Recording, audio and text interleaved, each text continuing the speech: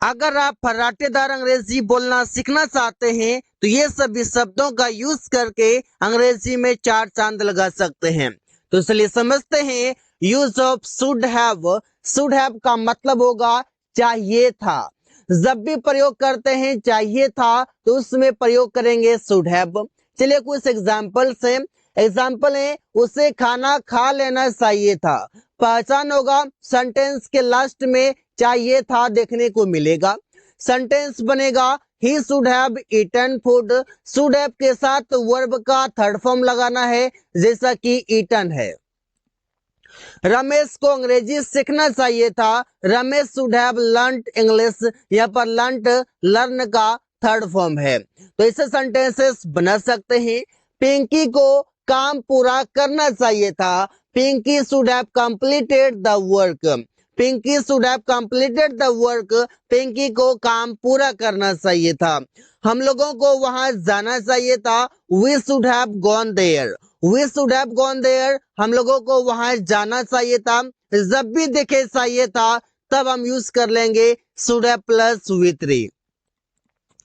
May have का मतलब होगा क्या होगा। कोई काम किया होगा मतलब मे हैव का प्रयोग करेंगे। जैसे वो अपना काम कर लिया होगा he may have done his work. अब यहाँ पर समझिए कोई काम कर लिया होगा। ये सेंटेंस तो देखने में फ्यूचर लग रहा है। क्या ये सच में फ्यूचर का है? नहीं गाइस, ये फ्यूचर का नहीं है बल्कि इस सेंटेंस में बताया जा रहा है पॉसिबिलिटी। दैट मीन्स संभावना। जब भी संभावना बताया जाएगा उसमें हम प्रयोग कर सकते हैं मे का, हम प्रयोग कर सकते हैं कुड का, हम प्रयोग कर सकते हैं और भी सेंटेंसेस का। लेकिन यहाँ पर समझ सकते हैं कि हम यहाँ पर प्रयोग करेंगे मे क्योंकि मे काफी यूजफुल है संभावना बताने के लिए। मे हैव के साथ वर्ब का थर्ड फॉर्म आएगा, इससे हमको याद रखना है।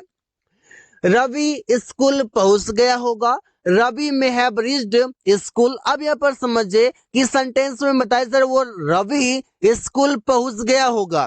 अब एग्जैक्ट तो हमको नहीं पता कि स्कूल पहुंचा या नहीं पहुंचा, लेकिन हमको इतना पता है कि वो इतने देर पहले निकला था तो वो अब तक पहुंच गया होगा। संभावना है तो जब भी संभावना है तो मे हैव के साथ वर्ब का थर्ड फॉर्म लगाएंगे।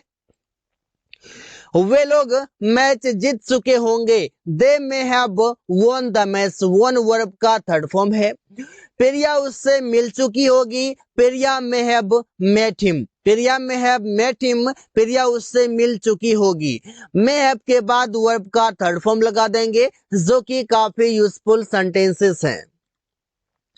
यूज्ड टू बी इसका मतलब होगा हुआ करता था। हुआ करता था मतलब यूज्ड टू बी होगा। जैसे हम सेंटेंस बनाते हैं कि वो एक डॉक्टर हुआ करता था। He used to be a doctor. He used to be a doctor. वो एक डॉक्टर हुआ करता था। रमेश उस कंपनी में मैनेजर हुआ करता था। Ramesh used to be a manager in that company. In that company मतलब उस कंपनी में।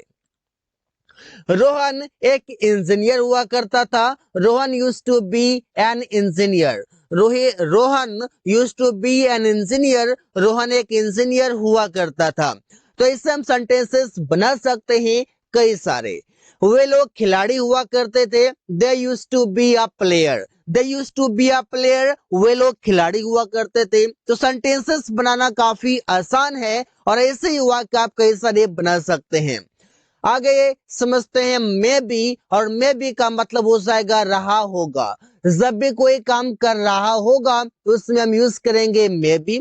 चलिए एग्जाम्पल लेते हैं। एग्जाम्पल है वो खेल रहा होगा। वो खेल रहा होगा तो सेंटेंस बनेगा he may be playing. He may be playing वो खेल रहा होगा। सुमित काम कर रहा होगा। Sumit may be working. वे लोग बस से जा रहे होंगे। They may be going by बस।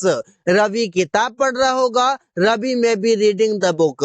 अब इस सेंटेंस में समझना है कि रहा होगा तो फ्यूचर के कंटिन्यूअस है। फिर यहाँ मे बी क्यों यूज हुआ है? यहाँ पर मे बी इसलिए यूज हुआ है क्योंकि यहाँ भी हम संभावना बता रहे हैं। जब भी हम संभावना बताएंगे तो प्रयोग कर लेंगे मे बी के साथ वर्ब का फोर्थ फॉर्म।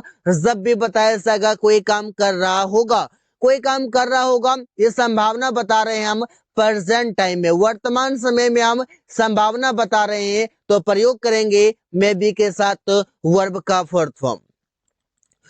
मस्ट हैव का मतलब होगा अवश्य या होगा, अवश्य या होगा मतलब मस्ट हैव, जैसे वो अवश्य काम किया होगा। अब यह पद ये वो अवश्य काम किया होगा, या फिर मेरा भाई अवश्य काम किया होगा, तो हो जाएगा माई brother must have worked, my brother must have worked, मेरा भाई अवश्य काम किया होगा। मस्ट हैव का मतलब अवश्य कोई काम किया होगा। तुमने अवश्य पेड़ काटा होगा, you must have cut the tree, cut का थर्ड फॉर्म भी कट ही होता है, इसलिए कंफ्यूज नहीं होना है। रोहित ने अवश्य कुछ खरीदा होगा, Rohit must have bought something, Rohit must have bought something, Rohit अवश्य कुछ खरीदा होगा। तो सेंटेंसेस आप देख पा रहे हैं, मेरा भाई अवश्य बाजार गया होगा, my brother must have gone to market, my brother must have gone to market, मेरा भाई अवश्य बाजार गया होगा। कोई काम किया होगा, अवश्य किया होगा, एम्फेसाइज करके बोलते हैं, वहां पर प्रयोग करेंगे मस्ट हैव।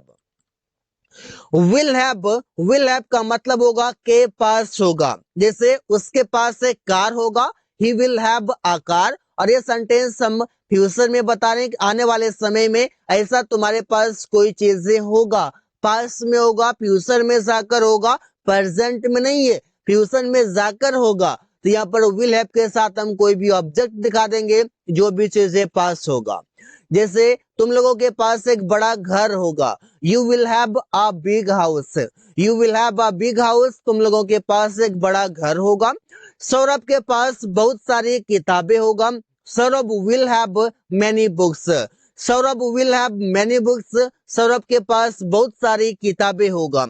प्रिया के पास बहुत सारी चीजें होगा, Priya will have many things, Priya will have many things, Priya के पास बहुत सारी चीजें होगा। कैसे वाक्य हम कई सारे बना सकते हैं। कुड हैव का मतलब होगा कोई काम कर सकता था, मतलब आप एग्जांपल से समझ पाएंगे। मैं बीए में अंग्रेजी ऑनर्स ले सकता था, I could have taken English honours. अब बीए में हो जाएगा यहाँ पर इन बीए, बीए का मतलब हो जाएगा बैचलर ऑफ आर्ट्स। रवि उसे हॉस्पिटल ले जा सकता था, Ravi could have taken him to the hospital, Ravi could have taken him to the hospital, Ravi उसे हॉस्पिटल ले जा सकता था। तुम लोग परीक्षा दे सकता था, you could have appeared at the exam. अब यहाँ पर समझ से कि यहाँ पर ऐसा है कि आप कुड का भी प्रयोग कर सकते हैं। आपको ऐसा लग रहा होगा कि हम कुड का भी प्रयोग इस सेंटेंस में कर सकते हैं, अगर करेंगे सिचुएशन बदल जाएगा। यहाँ पर कुड हैव का सिचुएशन ये है कि कोई भी यहाँ पर हमारे पास अवसर था, कोई भी हमारे पास मौका था, उस मौके पर हम कोई काम कर सकते थे, लेकिन किसी कारणवश नहीं कर पाए, और नहीं कर पाए तो वो मौका हम चूक गए, और जब चूक गए तो फिर अभी रिग्रेट हो रहा है, अभी पछतावा हो रहा है कि ऐसा कर सकते थे बट मैंने नहीं किया। जब नहीं किया तो फिर कुड हैव का प्रयोग करेंगे। वे लोग मैच जीत सकते थे, तो they could have one the match, मतलब सीधा सा है कि वे लोग मैच जीते नहीं है, उसने परीक्षा पास नहीं किया, परीक्षा दिया नहीं है, उसे हॉस्पिटल नहीं ले जाया गया, और मैं बीए में अंग्रेजी ऑनर्स नहीं लिया। इसका जस्ट नेगेटिव सेंस है कि मेरे यहाँ पर जो बोल रहा है वो मैंने नहीं किया है। इज यूज टू, इसका मतलब होगा आदि है, आदि है मतलब कि कोई चीजों का लत है, मुझसे कोई चीजों का आदत है, जैसे वो शराब पीने का आदि है। He is use to drinking wine, he is use to drinking wine, उसे शराब पीने का आदत है, ऐसे बोल सकते हैं। यहाँ पर यूज टू के बाद आपको वर्ब का फोर्थ फॉर्म लगाना है, जो कि यहाँ पर ड्रिंकिंग आया हुआ है। रमेश सिगरेट पीने का आदि है, Ramesh is use to smoking cigarette. वे लोग गेम खेलने का आदि हैं, they are use to playing the game. Rohit mobile चलाने का आदि है, Rohit is use to using the mobile. अब यहाँ पर समझ सकते हैं कि ऐसे सेंटेंसेस आप बना सकते हैं जहां पर अभी आप बोलते हैं आदि है, आदत है, या फिर कोई चीजों का लत है। लत, आदत या आदि तीनों लगभग एक ही होता है, तो यहाँ पर आप इज यूज टू लगा सकते हैं, इसके बाद वर्ब का फोर्थ फॉर्म आएगा। So guys, thanks for watching. That's all for today.